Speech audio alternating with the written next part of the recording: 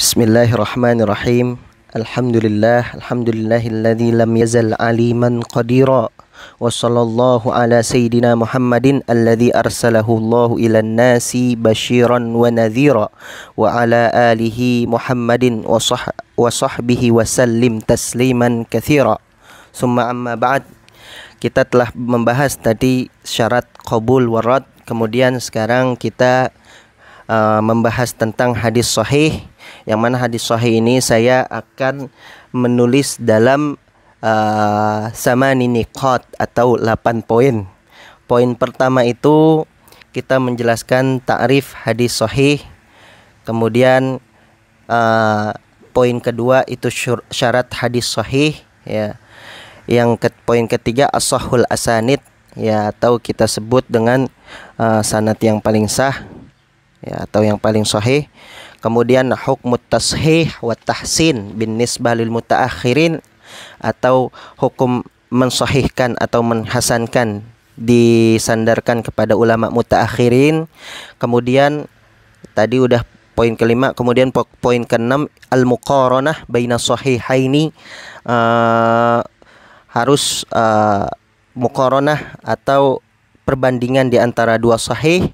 Kemudian setelah itu mustakhrajat ala sahihaini, ya, mustakhrajat atau nanti penjelasannya di pertemuan penjelasannya akan saya jelaskan detail di pertemuan ini. Kemudian poin ke-8 yaitu maratib hadis sahih bi'tibari ma dawwanahul a'immah fi kutubihim, martabat atau derajat hadis sahih, ya, sesuai ulama saat ini. Taib. At-ta'rif, yang pertama, poin pertama, at-ta'rif bil hadis sahih. Ta'rif dengan hadis sahih, pertama ta'rifnya adalah kita ngambil di ta'rif jami' wal mani' saja, ya. Mattasala isnaduhu binaqlil adlid dhabit adlit tamid dhabit an mislihi min awalil isnad ila akhirih min ghairi syudzuzin wala illah, yaitu hadis yang tersambung sanadnya sekiranya diambil atau dinukil atau dipindahkan daripada adil, orang yang adil. Tadi kita telah tahu adil itu apa. Kemudian at-tamud dhabat, ya, berarti at-tamud dhabat derajat dhabat yang pertama, ya. Kemudian an mislihi dari dirinya, min awalil isnad ila akhirih, dari awal sanad kepada akhirnya, min ghairi syudzuzin wala illah, tanpa ada hadis yang syudzuz wala illah. Tadi kita sudah menyebutkan apa itu syudzuz, apa itu illah, ya, dan kita sebutkan sebelumnya dawabit syudzuz dan dawabit illah, seperti itu. Kemudian yang kedua, poin kedua, syurutul hadis sahih, ya. Hadis sahih itu ada syarat yang muttafaq, ada yang mukhtalaf, ya, atau kita sebut muttafaq. Ittafaqul ulama ala syurut, ya. Syaratnya ada berapa yang muttafaq? Itu ada 5. Ittisalul isnad, adalatur ruwat, dhabtur ruwat, salamah minasyudzuz, assalamah minal illah, ya. Sanadnya nyambung, perawinya adil, perawinya hafal hadis, dobat atau bisa menjaga, kemudian assalama minasyudzuz wal illah. Kita telah sebutkan apa itu syudzuz, apa itu illah, ya. Kemudian ada syarat mukhtalaf. Pertama, ayyakuna rawi mazidal i'tina alal isnad. Si rawi ini benar-benar memperhatikan sanad, atau masyhuron bitolab, atau terus-menerus nyari hadis, nyari sanad kemudian menghafalkannya. Syarat kedua yang mukhtalaf atau berbeda ulama, alla yu'arrifa rawi biriwayatihi faqat, innama yu'rafu bil fahmi wal hifdzi wa kathrati sima. Si rawinya ini tidak meriwayatkan hadis dengan ya, dengan sanadnya doang, tapi dia terkenal dengan pemahaman, kemudian hifadz, hafalannya kuat, wa kathratu sima, terus-menerus mendengar hadis, ya.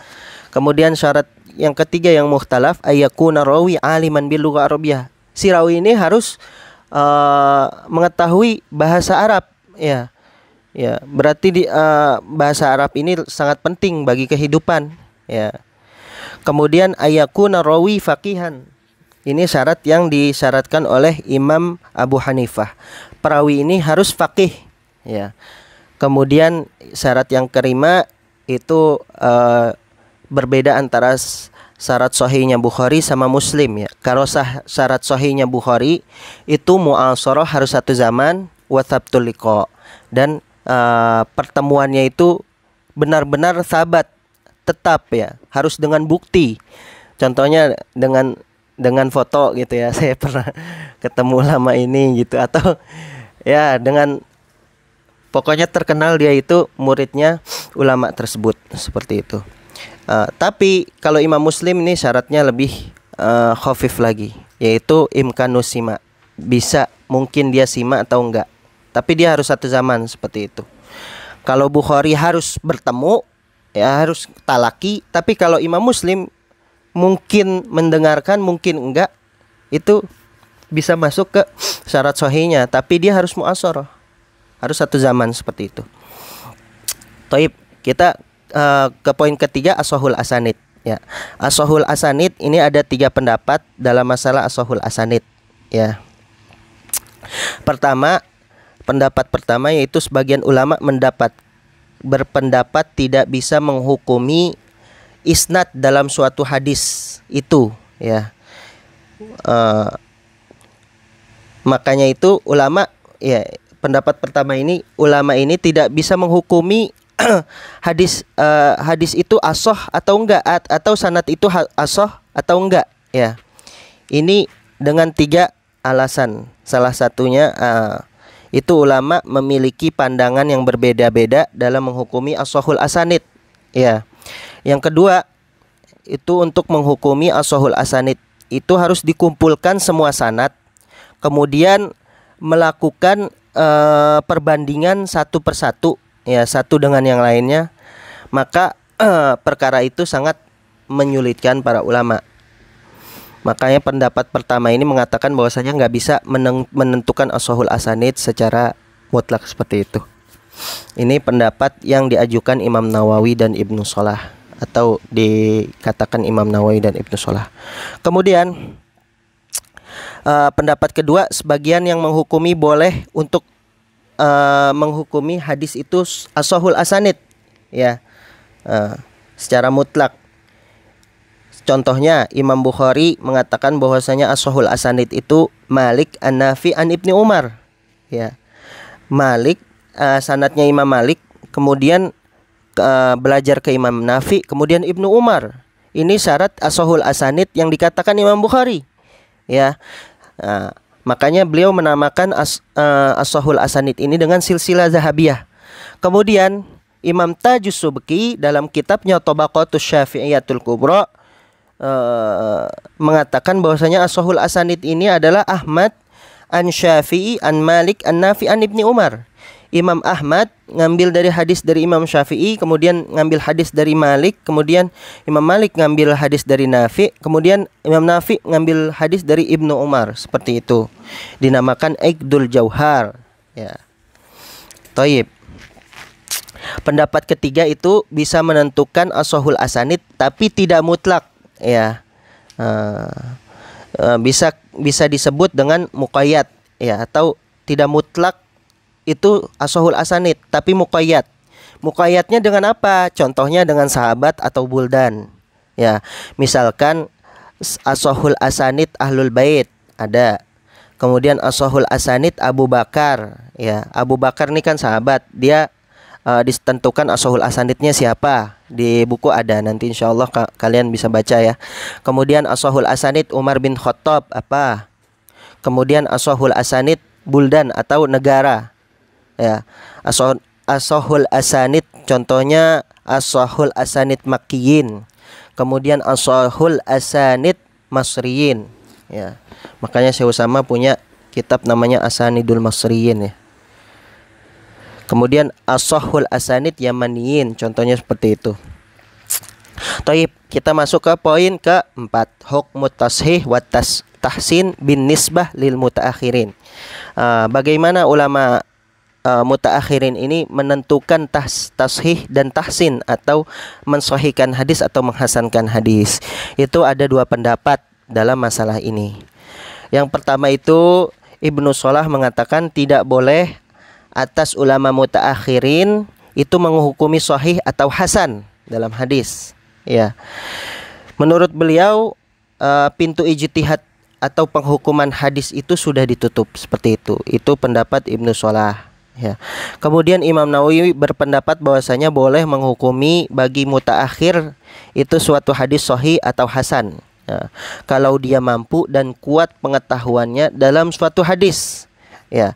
Makanya Imam Iraqi mengatakan bahwasanya setelah perkataan Imam Nawawi, beliau mengatakan al-adhhar indi jawazu tashih liman qawiyat ma'rifatuhu. Jadi pendapatnya Imam Nawawi dikuatkan lagi dengan pendapatnya Imam Iraqi, yaitu al-adhhar indi jawazuhu. Menurut saya itu boleh menghukumi tashih atau tahsin suatu hadis bagi orang yang qawiyat ma'rifatuhu, kuat dalam pengetahuan hadis seperti itu. Taib.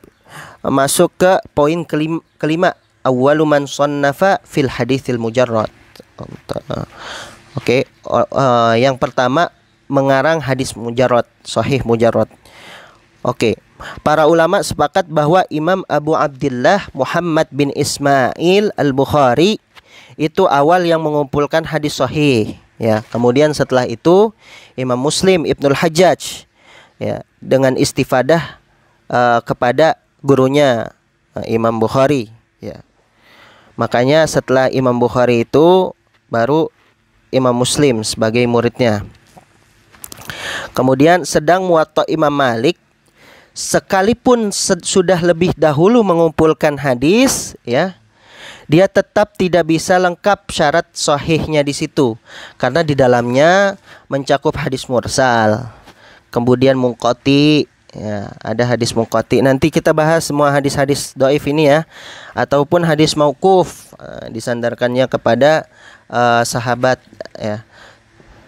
Tapi di sini tidak mencacati hadisnya Imam Malik karena terkadang sanadnya Imam Malik tidak disebutkan atau sanadnya banyak yang dhaif, tapi ditemukan di hadis lain menyambung atau di hadis Bukhari menyambung seperti itu. Ya, jadi Imam Malik ini adalah imam yang mempunyai sanad yang sangat, ya, bersambung, ya. Makanya muridnya Imam Syafi'i mengatakan idza qala al ulama'u famalikun najm. Kalau dikatakan ulama-ulama hadis, maka Imam Maliklah adalah an-najm, bintangnya, seperti itu. Ya. Kemudian dalam pengumpulan hadis,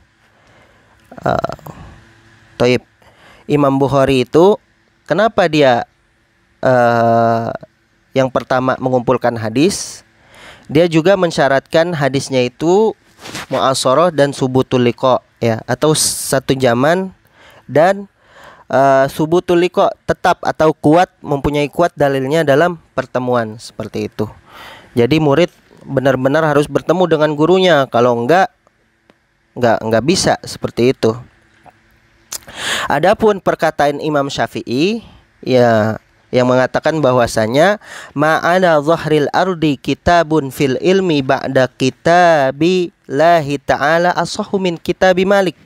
Enggak ada di muka bumi ini kitab hadis yang paling sahih daripada kitabnya Imam Malik, ya. Kemudian beliau juga mengatakan ma'alamu fil ardi kitaban fil ilmi aktsaru shawaban min kitabi Malik. Ya, nggak pernah saya ketahui bahwasanya di muka bumi ini ada kitab hadis yang dalam ilmu yang paling benar daripada kitabnya Imam Malik. Ini sebelum datangnya Imam Bukhari. Makanya ketika datangnya Imam Bukhari, yang paling sahih menurut ulama adalah hadis Bukhari, seperti itu. Adapun perkataan Imam Syafi'i ini sebelum datangnya Imam Bukhari, karena Imam Syafi'i duluan, ya. Kemudian ketika Imam Bukhari hidup, itu Imam Syafi'i sudah meninggal duluan atau tufiya duluan, seperti itu. Kemudian tadi udah kita bahas poin ke-5, kemudian kita ke poin ke-6, muqaranah baina sahihaini. Ya. Perlu diketahui bahwa dua kitab yang paling sahih setelah Al-Qur'an yaitu hadis Bukhari dan Muslim, ya. Ijma ulama pun menempatkan dua hadis ini adalah sahih, ya. Dan banyak juga yang mengambil darinya itu sanad-sanad keduanya, ya. Yaitu dari ulama-ulama hadis setelahnya mengambil dari sanad keduanya. Dan ulama sepakat bahwa hadis Bukhari paling sahih setelah Imam Muslim, ya. Di antaranya bahwa Imam Muslim pun muridnya Imam Bukhari, dan Imam Muslim pun mengetahui derajatnya Imam Bukhari atau kebesaran Imam Bukhari dalam mengetahui hadis dan ulumul hadis, seperti itu. Sampai Imam Daruqutni, ya, pengumpul hadis juga, mengatakan bahwasanya laulal Bukhari ma raha Muslim walaja. Kalau enggak karena Bukhari, Imam Muslim pun enggak ada. Ya, karena Imam Muslim ini mengambil sandaran dari Imam Bukhari, seperti itu. Sekalipun di situ banyak sanad yang berbeda antara Imam Bukhari dan Imam Muslim, seperti itu. Makanya sebelum kita masuk ke pembahasan muqaranah baina sahihaini, kita bisa mengambil dua poin penting di dalamnya atau mengambil istifadah. Pertama, itu dapat mengambil faidah yang penting dari kitab Bukhari dan Muslim, ya. Kita dapat mengambil faidahnya yang penting dari kitab keduanya, Bukhari dan Muslim. Yang kedua, dapat mengungguli salah satu dari keduanya kalau ada perbedaan hadis dari segi matan atau dari segi makna, ya. Kalau misalkan hadis itu tidak diketahui sebab urut atau sejarahnya, maka lebih mana didahulukan, ya kan? Sedangkan di hadis Bukhari berbeda dengan hadis Muslim dalam segi sanad atau matannya, maka lebih didahulukan hadis Bukhari, karena Bukhari ini adalah gurunya Imam Muslim, seperti itu. Nah, tapi di sini ada 3 pendapat, ya, dalam bab muqaranah baina sahih ini ada 3 pendapat sebenarnya. Tapi jumhur ulama mengatakan Imam Bukhari yang paling sahih dari Imam Muslim. Tapi ada juga ulama Maroko mengatakan Imam Muslim lebih sahih daripada Imam Bukhari, seperti itu. Imam Bukhari lebih sahih dari Imam Muslim itu dikarenakan pertama, Imam Bukhari syekhnya Imam Muslim atau gurunya. Yang kedua, syaratnya Imam Bukhari dalam menerima hadis itu lebih susah dari Imam Muslim, ya. Lebih berhati-hati Imam Bukhari. Pertama itu harus subutul liqa, benar-benar bertemu. Sedangkan Imam Muslim imkanu sima, ya. Mungkin sima doang bisa syarat Imam Muslim, ya. Sekalipun dua-duanya mensyaratkan mu'asharah atau sejaman, seperti itu. Kemudian sahihnya Imam Bukhari itu unggul dalam bab-babnya, ya, atau tarajum, ya. Sampai ada dikatakan bahwasanya fiqhul Bukhari fi tarajumihi. Fikihnya Imam Bukhari dalam bab-babnya, ya, karena ulama itu sangat sulit memahami bab-babnya Imam Bukhari, seperti itu. Saking cerdasnya Imam Bukhari dalam hadis, seperti itu. Tapi pendapat kedua, ulama Maroko mengatakan Imam Muslim lebih unggul. Karena apa? Pertama, Imam Muslim lebih mudah dipahami, ya, dalam sahihnya atau dalam bab-babnya. Kemudian kehati-hatian Imam Muslim dalam mencantumkan sanad, ya, lebih rapih dan simpel, ya, sanadnya itu lebih teratur lah. Kemudian Imam Muslim memperhatikan dalam penyampaian hadis, ya, haddatsana wa akhbarona, ya, seperti itu Imam Muslim, dan jelasnya lagi bisa kalian lihat di kitab, seperti itu. Kemudian pendapat ketiga, Imam Bukhari dan Muslim itu setara, seperti itu. Taib, setelah kita bahas tadi, kita masuk ke poin selanjutnya, yaitu mustakhrajat ala sahihaini, ya. Apa itu mustakhrajat? Ya, seperti itu. Mustakhrajat itu adalah hadis-hadis yang dikumpulkan oleh ulama setelah Imam Bukhari dan Muslim atau ulama sebelumnya.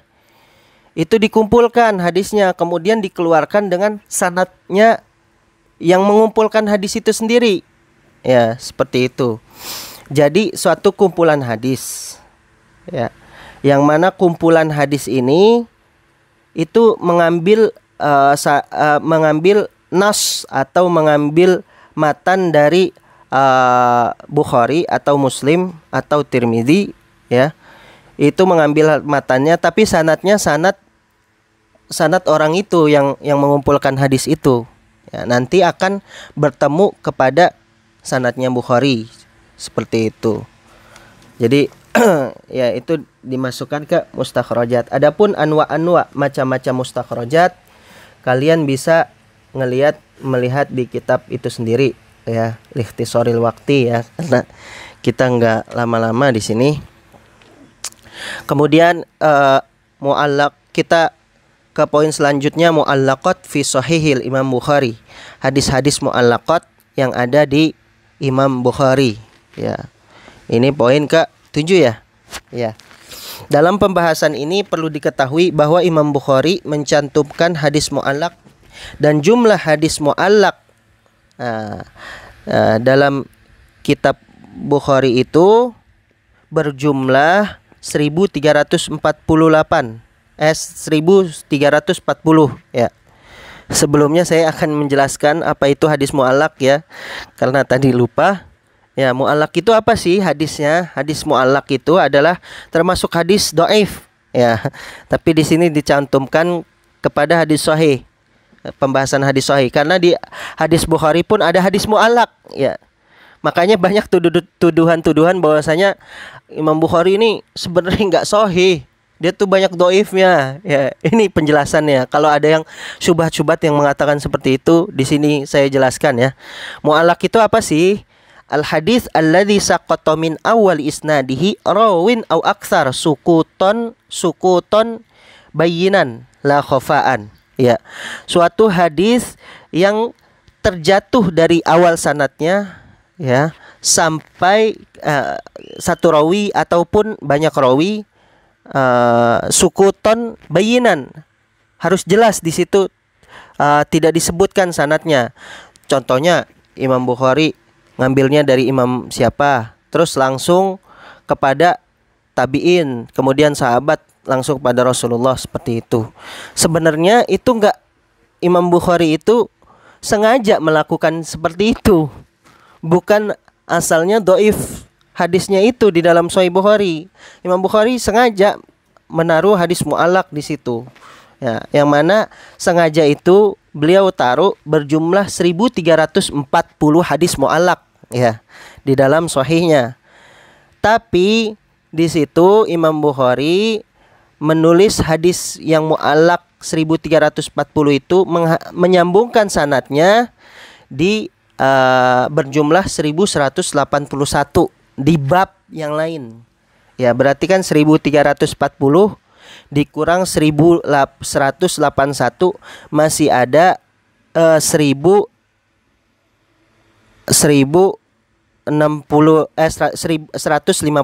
hadis lagi, ya, yang belum disambungkan sanadnya, ya, dalam Imam Bukhari, ya.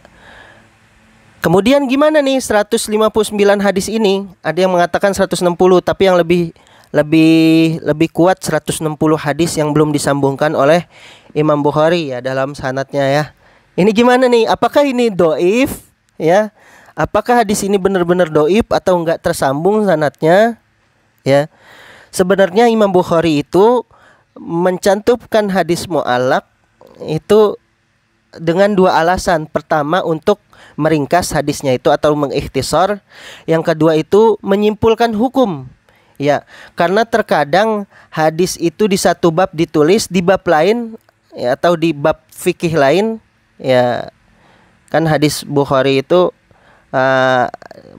tabwebnya dengan tabweb fikih atau membab-babkannya dengan bab fikih.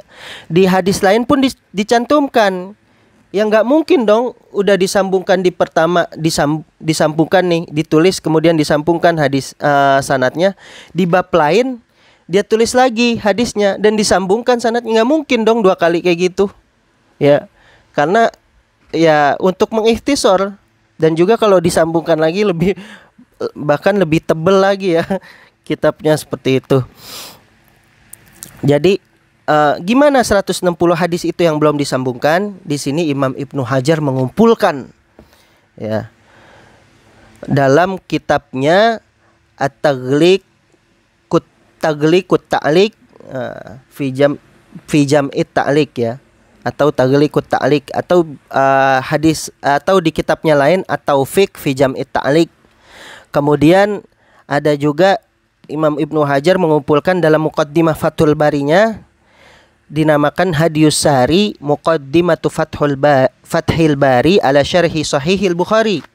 Dikumpulkan juga itu hadis-hadis mu'allaqat yang 60, kemudian disambungkan sama Imam Ibnu Hajar sanadnya seperti itu. Kemudian saya akan membahas sighah yang ada di Imam Bukhari. Di situ juga Imam Bukhari mencantumkan sighah tamrid ya, atau sighah terbagi menjadi dua, ada sighah jazm, ada sighah tamrid. Jazm itu sighah atau penyampaian hadis yang jazm atau benar-benar dia itu bertemu. Contohnya haddatsana akhbarona. Tapi Imam Bukhari juga menyambungkan menuliskan juga sighah tamrid atau ya sighah yang cacat ya, yang mengatakan bahwasanya di situ ada perkiraan tidak bertemu ya. Contohnya apa? Ruya, kemudian yuzkar, kemudian yurwa. Ya, dalam Imam Bukhari pasti ditemukan ya. Tapi di sini ulama menemukan, walaupun di situ ada sighah tamrid, ulama menemukan sanadnya bersambung ya. Dan juga sighahnya jazm dalam Imam Muslim seperti itu. Jadi adapun dengan sighah tamrid itu Imam Bukhari menyantumkan sighah tamrid, bukan berarti di Sahih Bukharinya itu hadisnya dhaif, enggak. Ya. Tapi itu hadisnya itu tetap sahih ya. Ulama sepakat kok dua hadis itu Sahih Muslim, Sahih Bukhari pun hadis sahih seperti itu. Taib. Kemudian setelah mu'allaqatnya Imam Bukhari, saya akan membahas mu'allaqatnya Imam Muslim ya. Imam Muslim juga menyantumkan hadis mu'allaqat ya. Hadis mu'allaqnya Imam Muslim itu ada 12. Tapi Imam Muslim menuliskan 11 yang bersambung dalam kitab sahihnya ya. Satunya lagi itu ditemukan sambung sanadnya di Imam Bukhari. Jadi kedua kitab itu enggak ada kedhaifan sama sekali ya. Ulama sepakat. Oke. Kemudian kita masuk ke pembahasan maratib hadits sahih bi'tibari ma dawwanahul a'immah fi kutubihim. Poin terakhir, martabat atau derajat hadis sahih menurut ulama ya, yang telah dikumpulkan daripada kitab-kitab mereka. Taib. Pertama itu ada, perlu kita ketahui bahwasanya marotib ini ada 7 marotib ya. Ada 7 martabat hadis sahih, yang mana hadis sahih itu tidak semena-mena itu satu derajat ya. Ada yang benar-benar sahih, ada yang benar-benar iya hadis, ada yang benar-benar sahih, ada yang di bawah sahih itu, tapi dia masuk ke hadis sahih seperti itu. Itu akan saya sebutkan martabatnya. Pertama, ma akhrajahul Bukhari wa Muslim fi sahihaihima, yang dikeluarkan Imam Bukhari dan Muslim dalam kedua sahihnya ya, atau bisa kita sebut muttafaq alaih atau syaikhan ya. Ittafaqal Bukhari wa Muslim. Makanya ada ulama yang mengumpulkan hadis ini, yaitu ulama mutaakhirin ya, namanya Syekh Fuad Abdul Baqi dalam kitabnya Al-Lu'lu'al wal Marjan fi mattafaqa alaihi syaikhan ya. Nama kitabnya itu. Kalau kalian mau mengetahui derajat pertama dalam hadis sahih, ma akhrajahul Bukhari wa Muslim fi sahihaihima. Yang kedua, ma akhrajahul Imam Bukhari fi sahihihi dunal Imam Muslim. Imam Bukhari mengeluarkan hadis dalam sahihnya, tapi Imam Muslim gak mengeluarkan hadis ya dalam sahihnya. Jadi hadis itu cuma dikeluarkan di Bukhari. Kemudian martabat ketiga ya, itu ma akhrajahul Imam Muslim fi fi sahihi dunal Imam Bukhari. Imam Muslim mengeluarkan hadis sahihnya, tapi Imam Bukhari nggak mengeluarkan. Seperti itu. Itu derajat ketiga dari hadis sahih. Kemudian di derajat keempat yaitu maka na ala syartil Imamil Bukhari wa Muslim walam yakhrujah fi sahihaihima. Sebenarnya hadisnya itu mencakup syarat keduanya. Ya, syarat keduanya apa? Mu'asharah. Tapi Imam Bukhari thubutul liqa, Imam Muslim imkanusima. Ya, thubutul liqa itu benar-benar bertemu. Kemudian imkanusima, Imam Muslim yaitu cuma mungkin mendengar saja, seperti itu. Tapi dengan syarat mereka ada hadis itu, tapi mereka nggak mengeluarkannya dalam sahihnya. Ya, seperti itu. Mungkin ada ulama yang mengeluarkan dari ulama lain, contoh ulama hadis lain, contohnya Imam Tirmizi mengeluarkan hadis seperti itu. Atau di mustakhrajat bisa dilihat seperti itu. Kemudian makana ala syartil Imamil Bukhari dunal Imamil Muslim. Syaratnya Imam Bukhari itu disebutkan ya, Imam yang mana hadisnya itu menurut syaratnya Imam Bukhari tanpa Imam Muslim. Apa tadi syaratnya? Subutul liqa wa imkanusima, seperti itu. Kemudian yang keenam makana ala syartil Imami Muslim dunal Imamil Bukhari. Syaratnya Imam Muslim tanpa Imam Bukhari. Artinya cuman syaratnya Imam Muslim tanpa Imam Bukhari. Kemudian derajat yang ketujuh maka nasohihan inda ghairihima min a'immatil hadis wa laisa ala syarti wahidin minhuma. Yang mana hadisnya itu sahih menurut ulama hadis tapi enggak mencakup syarat keduanya, seperti itu. Mungkin derajat ini bisa bisa benar-benar ditanamkan ya untuk sekedar pengetahuan bahasanya hadis sahih itu tidak semena-mena satu martabat semuanya, tapi berbeda-beda seperti itu. Tapi mereka masih masuk kepada dairah sahih, seperti itu. Mungkin hanya sekian pembahasan saya ya. Adapun detailnya nanti bisa dilihat di kitabnya masing-masing. Kurang lebihnya mohon maaf. Billahi taufiq wal hidayah. Assalamualaikum warahmatullahi taala wabarakatuh.